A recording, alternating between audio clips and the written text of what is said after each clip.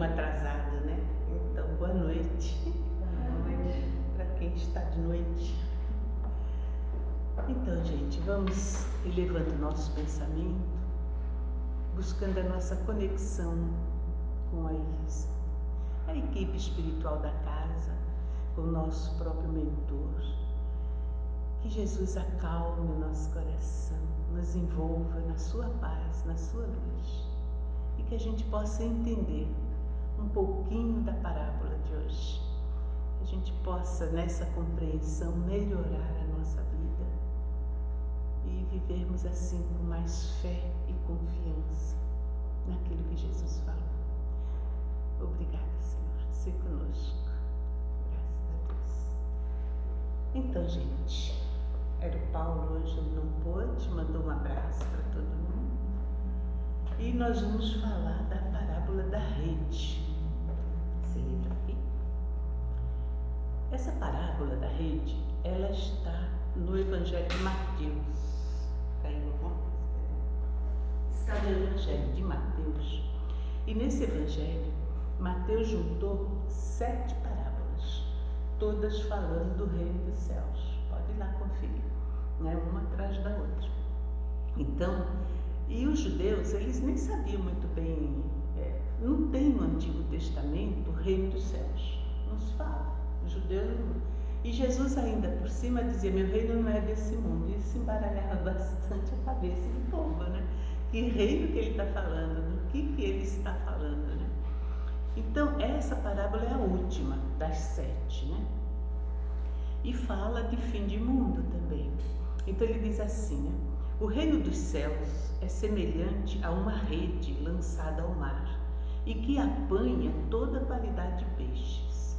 E quando ela está cheia e a puxam para a praia, assentando-se, eles apanham para o cesto os peixes bons e os ruins eles lançam fora. Assim será na consumação dos séculos. Virão os anjos e separarão os maus dentre os justos e lançá-los-ão na fornalha de fogo, e ali haverá choro, pranto e ranger de dentes. Então, é uma das parábolas, diz aqui o Papa, né, que talvez seja mais profunda em relação aos tempos finais, né, ao juízo final. Né?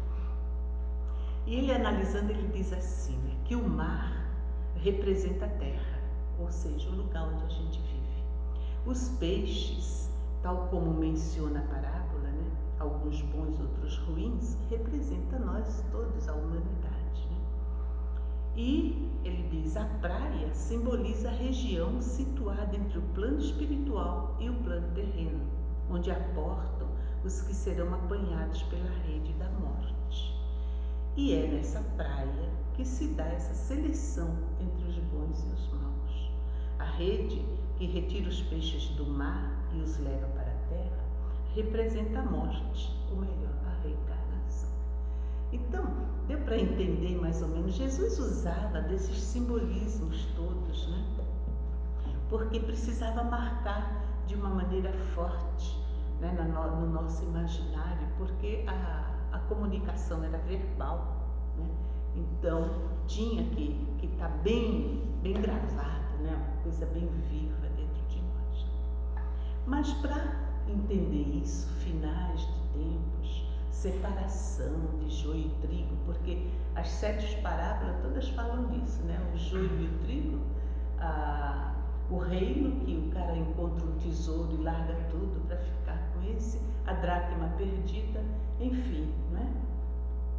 Então fui pegar a Gênesis, né?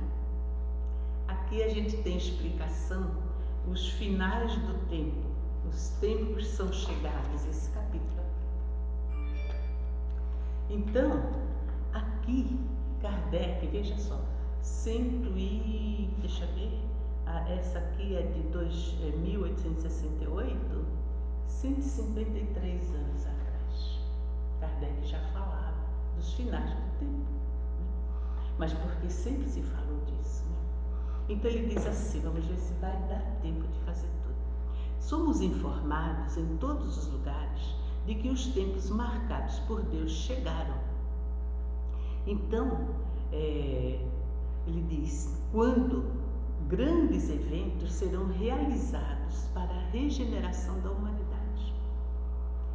Mas, eu vou pulando um pouquinho, tá? Tudo é harmonia na criação. Tudo revela uma previdência que não se desmente nas menores coisas, né? O nosso tempo é marcado para realizações de certas coisas. E se isso acontece é porque elas têm uma razão de ser na marcha do conjunto. Então Deus não está fora de nada, não tem nada, mas nada fora de contexto dentro do universo, né? Então, diante disso, o nosso planeta, como tudo que existe, está sujeito à lei do progresso. Progride fisicamente pela transformação dos seus componentes e progride moralmente pela depuração dos espíritos encarnados e desencarnados. Esse duplo progresso acontece de duas maneiras, uma lenta, gradual e imperceptível, e uma outra brusca, são as bruscas mudanças, né?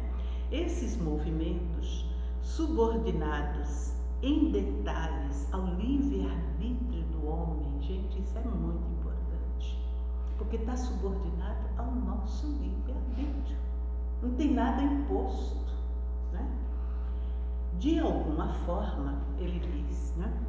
No seu conjunto, está sempre tudo sujeito às leis, né? A gente tem a liberdade, mas a gente vive dentro dessas leis, né? Então, por isso, o movimento progressivo é, algumas vezes, parcial, limitado a uma raça, uma nação, e outras vezes é geral, como nós estamos vendo na pandemia, é geral, né? Já vimos guerra, agora está lá o Talibã, né? Fazendo alguma guerrinha lá no Paquistão. Mas, de um modo geral, as guerras localizadas, né, mexem com aquela comunidade, com aquele povo. Mas hoje a pandemia mexeu com o globo inteiro, né? Não tem como fugir. Então, ele vai dizer, né? Nesse movimento progressivo da humanidade é inevitável, porque está na natureza. E isso não se deduz que Deus esteja indiferente ao que está acontecendo com a gente, né? Com a pandemia e com todos os nossos problemas. Porque o movimento progressivo, se ele é inevitável, não há dúvida que as leis de Deus, sendo eternas e imutáveis, né, demonstra a vontade de Deus. Aí ele vai falar, as leis, né, são eternas. O porquê? O pensamento de Deus anima todas as coisas sem interrupção. O seu pensamento, o pensamento de Deus, né, penetra tudo e é a força inteligente e permanente que mantém todo o universo em harmonia. Então, a humanidade, até hoje, né, ela revelou até esse momento incontestáveis progressos. Os homens, por sua inteligência, chegaram a resultados que jamais haviam alcançado na ciência. Mas não é somente o desenvolvimento da inteligência que é necessário aos homens, é a elevação dos sentimentos e, portanto, é preciso destruir tudo o que possa superexcitar em si, ou seja, em nós, o egoísmo e o orgulho. Então este é o período no qual entramos a partir de agora e vai marcar uma das fases principais da humanidade. E essa fase, que está em elaboração neste momento, é o complemento necessário do estado anterior, como a idade adulta é o complemento da infância. Não tem como a gente fugir. Então a gente já alcançou muito progresso, né? Mas falta ainda alguma coisa. Nesse tempo, que não se trata de uma mudança parcial, mas sim de uma renovação, né? Limitada, não. Neste tempo, que não se trata de uma mudança parcial ou de uma renovação limitada a uma região ou a um povo ou a uma raça, é um movimento universal. É um movimento universal que se opera no sentido do progresso moral da humanidade. Então, essa troca, esse movimento, todos sabem, quando se deseja a atual ordem das coisas, que já se esgotou. Quando se esgota o bem-estar material que a inteligência já pôde produzir, aí a gente vai compreender que o complemento desse bem-estar só pode estar no desenvolvimento moral. O que ele está dizendo aí com isso? Que a inteligência já fez o homem criar todas as facilidades materiais. Está difícil não ter nada que a gente não queira. Você disca, o negócio chega na sua porta. Você tem um conforto admirável dentro de casa, né? Nós temos. O mundo está... falta pouca coisa para ser inventada, né? Mas a humanidade, por que o consumismo é tão exacerbado? Porque, a Joana diz, tem um vazio existencial. Porque por mais que a gente consuma, compre, não satisfaz o que falta. E o que está faltando é justamente esse crescimento moral, que é o desenvolvimento das nossas virtudes. Então chegou o momento agora para a humanidade que ela precisa sair desse materialismo. É esses finais de tempo que não é final, é simplesmente conclusão. Porque uma criança que termina o ensino fundamental não acabou de estudar, ele vai para o colegial. Quando ele termina o colegial também não acabou, ele vai para a faculdade tem os pós, tem doutorado, mestrado, enfim. Quem realmente quer ser um bom profissional, ou seja o que for, ele vai estudar sempre. Então, a humanidade é a mesma coisa. Então não acaba, não fecha, simplesmente conclui-se essa fase. E nós estamos concluindo a fase da expiação e provas, para irmos todos, aqueles que puderem, para o mundo de regeneração.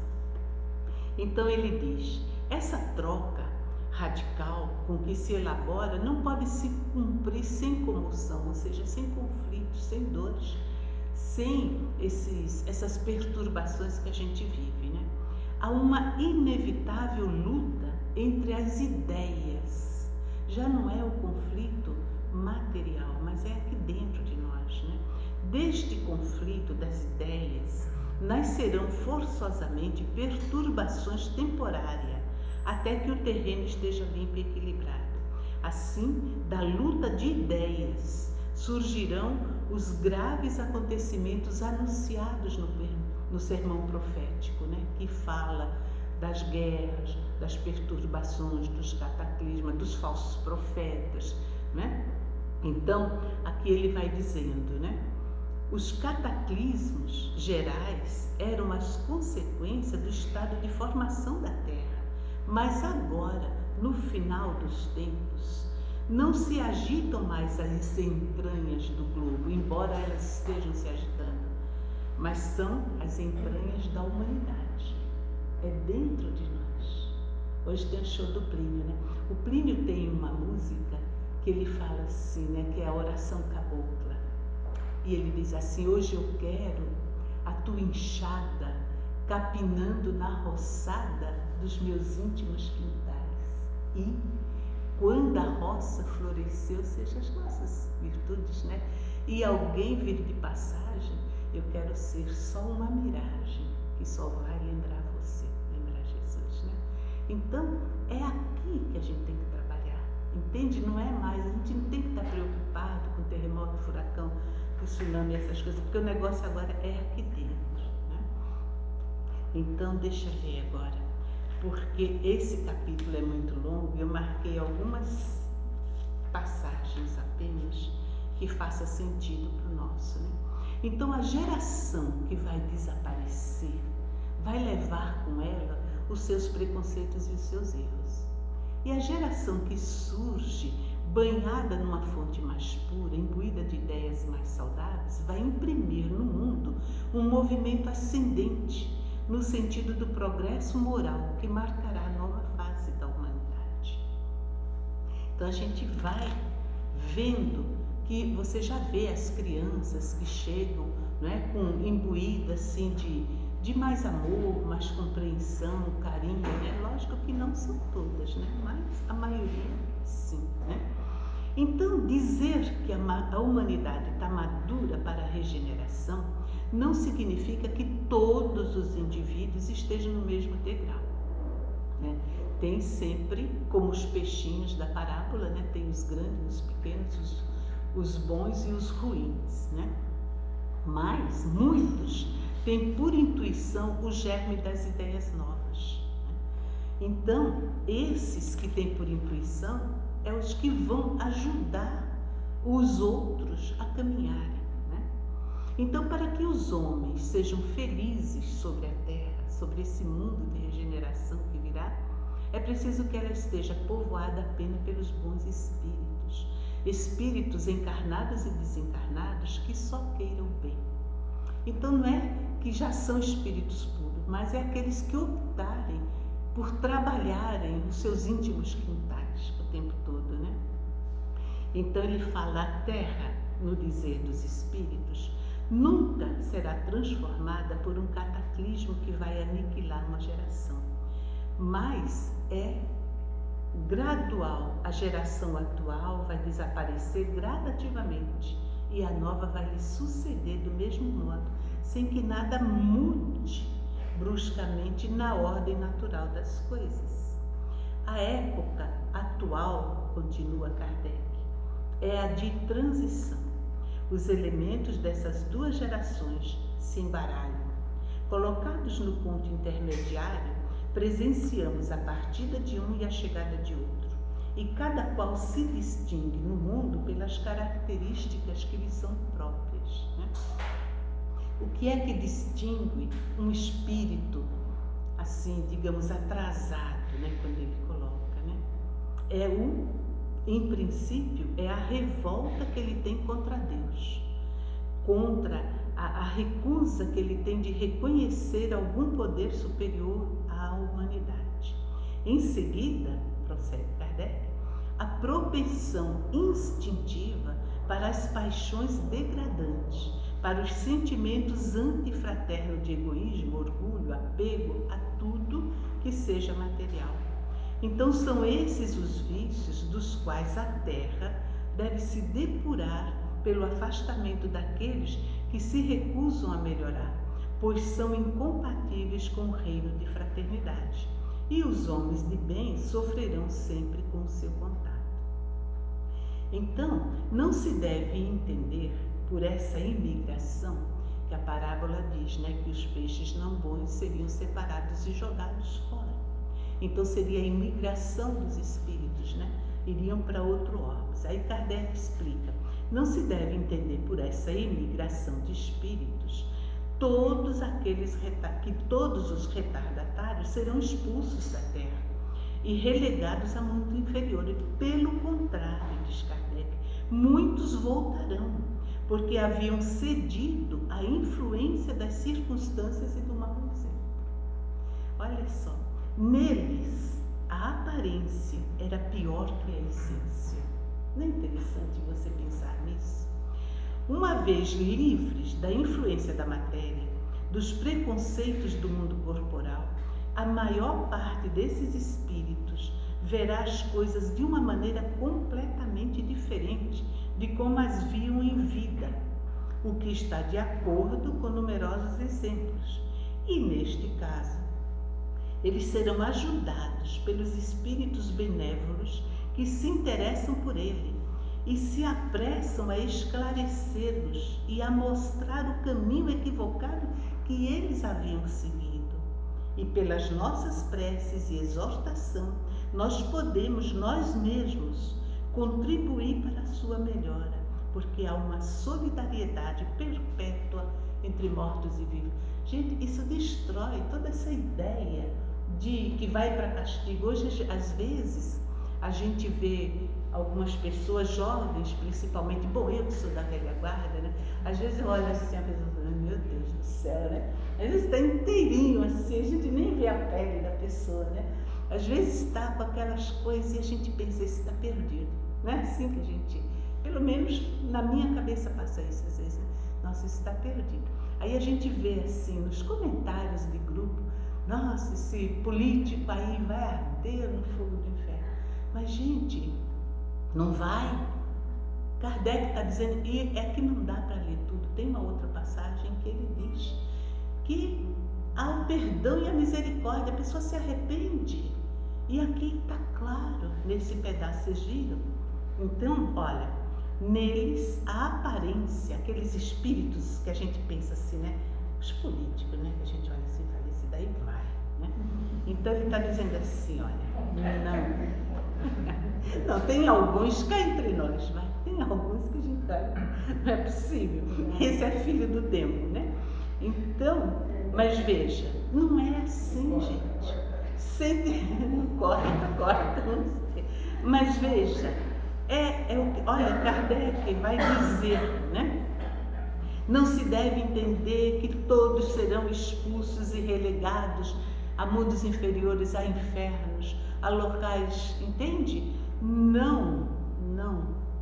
Neles a aparência muitas vezes é pior do que a essência. Uma vez livre dessa influência da matéria, dos preconceitos do mundo corporal, a maior parte desses espíritos verá as coisas de uma maneira diferente de como eles viam em vida. E aí está de acordo com numerosos exemplos, porque Kardec evocava os espíritos. E muitos deles contavam, olha, na vida eu fiz isso e aquilo, mas fui ajudado, fui socorrido, estou aqui, né? Então, no caso, são ajudados pelos espíritos benévolos que se interessam por eles, se apressam a esclarecê-los, a mostrar o caminho equivocado que eles tinham seguido. E as nossas preces, gente, como é importante a gente olhar. Jesus já nos dizia, orai pelos vossos inimigos. Bezerra de Menezes fez uma oração linda, eu ainda vou procurar para trazer, não sei se você tem aí, a oração pelos que nos infelicitam, pelos que nos oprimem, né? Bezerra fez uma oração, hoje eu peço, Senhor, eu sei mais ou menos, né? Que me permita rogar pelos que nos infelicitam, pelos que nos aborrecem, né? Então Jesus nos dizia, ora pelos inimigos, ama, né? Ama-os. Então aqui ele diz, né? A maneira pela qual se opera a transformação é muito simples e como se vê, essa transformação é moral e se mantém entre as leis da natureza. Que os espíritos da nova geração sejam novos espíritos melhores. E hoje o povo fica pensando, ai, vai vir os reptilianos, os arcturianos, né? Um monte de ETs. Mas olha o que Kardec fala.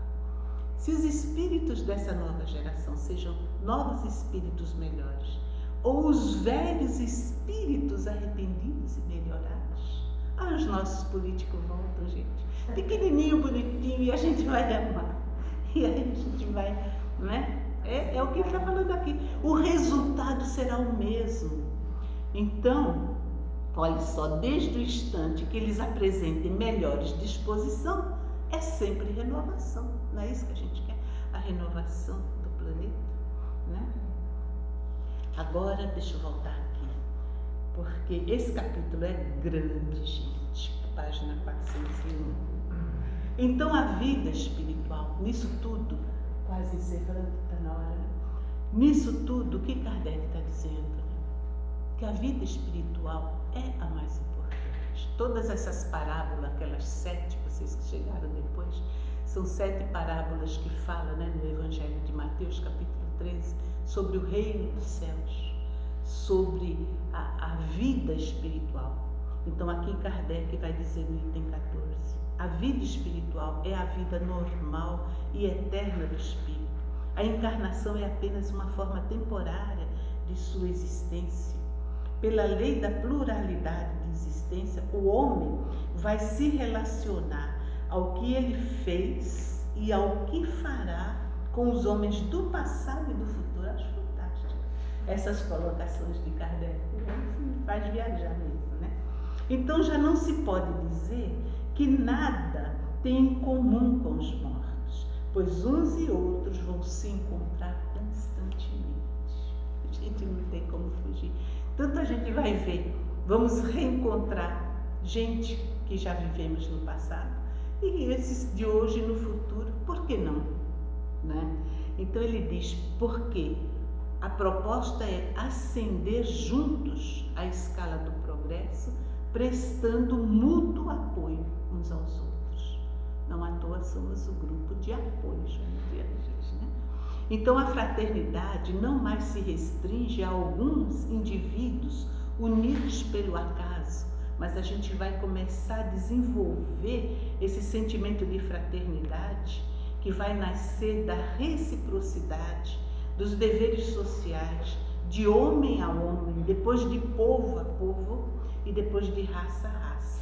Destes dois sentimentos bem compreendidos, fraternidade e reciprocidade, inevitavelmente surgirão instituições mais proveitosas ao bem-estar de todos. A fraternidade será a pedra angular da nova ordem social, mas não há fraternidade real, sólida, efetiva, sem o apoio de uma fé inabalável. Então Kardec vai dizer que nesse futuro, que já chegou hoje para nós, né? Essa fé não é uma fé só em religião. A fé nos princípios fundamentais que todo mundo pode aceitar. Deus, alma e futuro. Quem que não aceita essas três coisas? Que existe um Criador cuidando de tudo, que nós somos uma alma encarnada e que nós temos um futuro independente da vida material que fenece, né? O corpo morre, mas a alma é imortal, né? Então ele diz, está até em letras garrafais, progresso individual ilimitado, perpetuidade das relações entre os seres. Quando os homens, então convencidos de que Deus é o mesmo para todos, que Deus soberanamente justo e bom, não pode querer nada que seja injusto, que o mal que a gente tem vem de nós mesmos e não dele, então todos serão considerados filhos do mesmo Pai e estenderão as mãos uns aos outros. Somente desta fé pode resultar o verdadeiro progresso moral, porque apenas ela valida pela lógica os direitos legítimos e os deveres. É ainda o progresso moral, secundado pelo progresso intelectual, que unirá os homens numa mesma crença estabelecida sobre as verdades eternas, já não mais sujeitas à discussão, aceita por todos. E acho que aqui encerrei, porque tem bastante coisa, gente. Leiam, busquem o estudo da Gênese, né? Então, o que a gente vê aqui? 2 minutinhos ainda. Hoje eu comentava até com uma Adriana, né? De uma amiga que vive, né? Acreditando que vai haver 3 dias de escuridão, porque é finais dos tempos, né? Então ela acredita piamente, até brincando com ela, eu falei, mas na Bíblia de Moisés fala assim que o mundo foi feito em 7 dias, e a gente sabe que não foi. Em 6, né? No 7º Deus descansa. Então a gente sabe que não foi verdade, o mundo não foi feito em 6. São eras, né? Por que você acredita que vai ter escuridão? Não porque, se Deus quiser, Ele pode fazer o sol, né? Porque tem uma lenda por aí, né? Que vai ter 3 dias de escuridão, de trevas, né? E vai fazer isso para quê? Para nos impressionar? Não faz sentido. Certas crenças, né? E eu não sei por que a gente dá importância para isso, né? E esse negócio de escuridão, já que é tudo metáfora, né? Não foi 6 dias, foram eras e eras, né? Esses 3 dias de escuridão, ontem encontrei minha amiga aí, a Maria, né? Que ficou 1 ano e meio sem vir no centro. E ela falou depois para mim ali na porta, assim, eu fiquei muito mal, eu fiquei numa depressão profunda, eu não queria mais ver nada, eu só chorava e queria dormir, cobria até a cabeça para dormir. Isso é escuridão profunda, gente. Não precisa o sol apagar, o sol apagou para ela, o sol apaga para a gente. Se a gente se fecha no medo, no egoísmo, no egocentrismo, se a gente se fecha em nós mesmos, só atendendo nossas necessidades, Outro dia, conversando com essa outra aqui, que fala da escuridão, a gente vê não só Emmanuel, que é espírita, mas Lúcia Helena, da Nova Acrópole, né? Ambos falam a mesma coisa, vocês que ouvem muito a Lúcia Helena, que na natureza tudo se expressa dando o melhor de si. Então a base que nós temos, a terra, né? O reino mineral, oferece tudo para o reino vegetal, né? Então você come o espinafre porque tem ferro, a cenoura porque tem vitamina C, o limão porque tem não sei o quê, não é? E o animal usa, o reino vegetal se oferta ao animal, o animal se oferta ao ser hominal que somos nós. E nós, o que fazemos de bom para o outro? O que a gente, né, oferta de legal? O que a gente aqui veio? Porque a Helena, ela fala, né? A planta, ela dá o que ela tem. O coco você pega lá, tá cheio de potássio, minerais, tem mil coisas, né? Que ele arrancou, teve um trabalho danado de tirar da terra para nos ofertar. Porque ele está fazendo o que Deus espera que ele faça dele.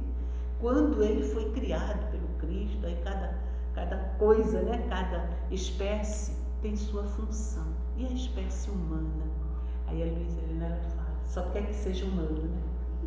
Seja humano. E o que é ser humano, gente? O que Deus espera de nós? Então a gente vê Jesus trabalhou o tempo todo, serviu o tempo todo. Então esses 3 dias de escuridão é cada vez que a gente está fechado em nós mesmos, no medo, no egoísmo, na ambição, nas paixões desvaradas, nas exacerbações, né? Então a gente está no escuro, apesar do sol lindo lá fora, né? Apesar do brilho da lua, porque Jesus fala isso daí, né? Que o sol escurece, a lua não terá seu brilho, as estrelas cadentes, mas quem de nós vê tudo isso? Então, o que está pedindo para nós, seres humanos, né? Brilhe a nossa luz, né? Não é isso que Jesus fala? Que a gente possa brilhar, que a gente comece esse período de transição que nós estamos vivendo sem medo, porque a vida é imortal e todos os cataclismos que atinge a matéria, não atinge a nós espíritos, né? Então o que nós temos que fazer? Usar de tudo isso para desenvolver nossos potenciais, as nossas qualidades morais, né? Fraternidade, amorosidade, benevolência, indulgência, perdão e tudo mais. Acabou o tempo, já estou. Deu para entender, gente? Mas olha, peguem a Gênesis, leiam, vejam o último capítulo. Eu trouxe uma mensagenzinha que caiu no meu evangelho de anteontem e eu gostei, porque tudo cai assim para puxar na orelha. Buscai primeiro o reino de Deus e a perfeição dele, e todas essas coisas vos serão acrescentadas. Passa o tempo, dias, semanas, meses e anos. Enquanto o tempo passa, muita coisa se pode fazer. Fazer no sentido construtivo. Muitos vivem a fazer para depois desfazer com as próprias mãos. O mal que se pratica deixa máculas na consciência, mas o bem que se realiza é luz no caminho.